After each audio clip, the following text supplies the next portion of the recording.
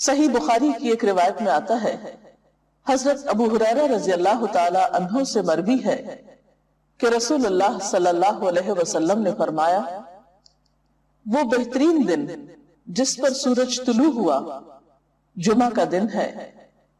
اسی دن حضرت آدم علیہ السلام تخلیق کیے گئے، اسی دن جنت میں داخل کیے گئے اور اسی دن وہاں سے نکالے گئے، اور قیامت واقع نہیں ہوگی مگر جمعہ کے دن۔ تو اس سے پتہ چلتا ہے کہ جمعہ کا دن اسلامی تاریخ میں اہمیت کا حامل ہے۔ اس دن میں سب سے اہم کام جو ہمیں کرنا ہے وہ نماز جمعہ کا اہتمام ہے۔ نماز جمعہ مردوں کے لیے ایک فرض عبادت کی حیثیت رکھتی ہے۔ حضرت جابر رضی اللہ تعالی عنہ سے روایت ہے کہ رسول اللہ صلی اللہ علیہ وسلم نے فرمایا، جو شخص اللہ اور یوم آخرت پر ایمان رکھتا ہو اس پر جمعے کے دن جمعہ پڑھنا فرض ہے، سوائے مریض کے، مسافر کے، عورت، بچے یا غلام کے۔ جو شخص کھیلنے یا تجارت میں بے پرواہ ہو اللہ بھی اس سے بے پرواہ ہو جاتا ہے، اور اللہ تعالیٰ بے نیاز تعریف والا ہے۔ تو اس سے پتہ چلتا ہے کہ جمعہ اپنی نماز جمعہ کے اعتبار سے بہت اہمیت کا حامل ہے، اور سوائے شرعی عذر کے جمعہ کو چھوڑ دینا انسان کے لیے محرومی کا سبب ہے ایک بہت بڑی خیر سے۔ عام طور پر انسان تجارت اور کھیل کود میں مشغول ہو کر نماز جمعہ سے بے پرواہی برتتا ہے، لیکن ایسا کرنا خود انسان کے اپنے ہی لیے نقصان دہ ہے۔ جمعہ کے دن ایک خاص گھڑی ہوتی ہے جس میں انسان کی دعائیں قبول ہوتی ہیں۔ حضرت ابو ہریرہ رضی اللہ تعالی عنہ سے روایت ہے، رسول اللہ صلی اللہ علیہ وسلم نے جمعہ کے دن کا ذکر کیا تو ارشاد فرمایا، اس میں ایک ایسی گھڑی ہے کہ جس مسلمان بندے کو وہ میسر آ جائے اور وہ کھڑا ہوا نماز پڑھ رہا ہو تو وہ اللہ سے جس چیز کا سوال کرتا ہے اللہ تعالیٰ اسے ضرور عطا فرما دیتا ہے۔ اور آپ نے اپنے ہاتھ سے اس گھڑی کے مختصر ہونے کا ارشاد فرمایا کہ وہ بہت لمبا یا طویل وقفہ نہیں ہوتا، طویل وقت نہیں ہوتا، بلکہ وہ ایک مختصر سی گھڑی ہوتی ہے۔ مسلم کی ایک حدیث کے مطابق وہ گھڑی امام کے منبر پر بیٹھنے سے نماز جمعہ کے ختم ہونے تک ہے، اور ترمذی کی حدیث کے مطابق یہ گھڑی عصر سے لے کر سورج غروب ہونے تک تلاش کی جائے۔ اس سے پتہ چلتا ہے کہ یہ دو اوقات خاص طور پر جمعہ کے دن اہم ہیں جن میں اللہ تعالیٰ کا ذکر اور عبادت کی جانی چاہیے۔ نماز جمعہ کے علاوہ کچھ اور کام بھی جمعہ کے دن خاص اہتمام کے ساتھ کیے جانے چاہیے۔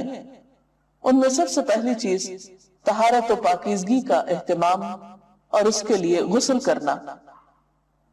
حضرت ابو سعید خدری سے روایت ہے کہ رسول اللہ صلی اللہ علیہ وسلم نے فرمایا، جمعہ کا غسل ہر بالغ شخص پر واجب ہے، یعنی اس سے اس کی اہمیت کا اندازہ ہوتا ہے۔ حضرت سلمان فارسی کہتے ہیں کہ نبی صلی اللہ علیہ وسلم نے فرمایا کہ جو شخص جمعہ کے دن غسل کرے اور جس قدر اس کے امکان میں ہو طہارت کرے، پھر تیل لگائے یا اپنے گھر کی خوشبو استعمال کرے، اس کے بعد جمعے کے لیے نکلے اور دو آدمیوں کے درمیان میں جو مسجد کے اندر بیٹھے ہوں تفریق نہ کرے، یعنی بیچ میں سے ان کو نہ کاٹے، پھر جس قدر اس کی قسمت میں ہو نماز پڑھے، پھر جس وقت امام خطبہ پڑھنے لگے تو چپ رہے، تو اس کے وہ گناہ جو اس جمعے اور پچھلے جمعے کے درمیان ہوئے بخش دیے جاتے ہیں۔ حضرت اوس بن اوس سے روایت ہے کہ رسول اللہ صلی اللہ علیہ وسلم نے فرمایا، تمہارے دنوں میں سب سے فضیلت والا دن جمعے کا دن ہے، پس تم اس دن مجھ پر کثرت سے درود بھیجا کرو، اس لیے کہ تمہارا درود مجھ پر پیش کیا جاتا ہے۔ اس کے علاوہ سورۃ الکہف پڑھنا۔ آپ صلی اللہ علیہ وسلم نے فرمایا، جو شخص سورۃ الکہف کی تلاوت جمعے کے دن کرے گا تو آئندہ جمعے تک اس کے لیے ایک خاص نور کی روشنی رہے گی۔ سورۃ الکہف 15ویں پارے میں ہے۔ اجر و ثواب کے اعتبار سے بہت بہترین سورت ہے۔ اس کی ابتدائی 10 آیات کے پڑھنے والے کے لیے فتنہ دجال سے محفوظ رہنے کی خوشخبری بھی ہے۔ ان آیات کو یاد بھی کر لینا چاہیے۔ نماز جمعہ ایک فرض نماز ہے۔ قرآن پاک میں اللہ تعالیٰ فرماتے ہیں یا ایھا الذین آمنوا اذا نودی للصلاۃ من یوم الجمعۃ فسعوا الی ذکر اللہ وذروا البیع ذالکم خیر لکم ان کنتم تعلمون۔ اے لوگوں جو ایمان لائے ہو، جمعہ کے دن نماز کی آذان دی جائے تو تم اللہ کے ذکر کی طرف دوڑو اور خرید و فروخت چھوڑ دو، یہ تمہارے حق میں بہت ہی بہتر ہے اگر تم جانتے ہو۔ یعنی باقی تمام کام کاج چھوڑ کر عبادت کی غرض سے نماز جمعہ کے لیے مسجد میں حاضر ہونا چاہیے۔ آپ صلی اللہ علیہ وسلم نے نماز جمعہ کی فضیلت بیان کرتے ہوئے فرمایا، جس نے وضو کیا اور اچھے طریقے سے وضو کیا، کیونکہ بعض اوقات ہم تیزی میں وضو کرتے ہیں، کونیاں خشک چھوڑ دیتے ہیں یا پاؤں کی ایڑیاں خشک رہ جاتی ہیں، یا اسی طرح چہرے کو پوری طرح نہیں دھوتے یا صاف نہیں کرتے، تو اس سے وضو صحیح طور پر مکمل نہیں ہوتا۔ تو آپ صلی اللہ علیہ وسلم نے اچھی طرح وضو کرنے کا حکم دیا، فرمایا کہ پھر وہ شخص جمعہ پڑھنے کے لیے آئے اور کان لگا کر خطبہ سنے اور خاموش رہے، تو اس کے اس جمعے سے دوسرے جمعے کی درمیانی مدت اور مزید 3 دن کے گناہ معاف کر دیے جاتے ہیں۔ اس میں آپ دیکھ رہے ہیں کہ خاص طور پر خطبے کے وقت خاموشی کا ذکر ہے، کیونکہ اس وقت توجہ کے ساتھ بات سننا نہایت ضروری ہے۔ ایک اور حدیث میں یہ بھی آتا ہے کہ اگر کوئی شخص کسی دوسرے کو خطبے کے دوران یہ کہتا ہے کہ تم چپ ہو جاؤ، یعنی چپ کرانے کے لیے بھی بولتا ہے، تو اسے بھی ایک لغو بات شمار کیا گیا اور ناپسندیدہ قرار دیا گیا۔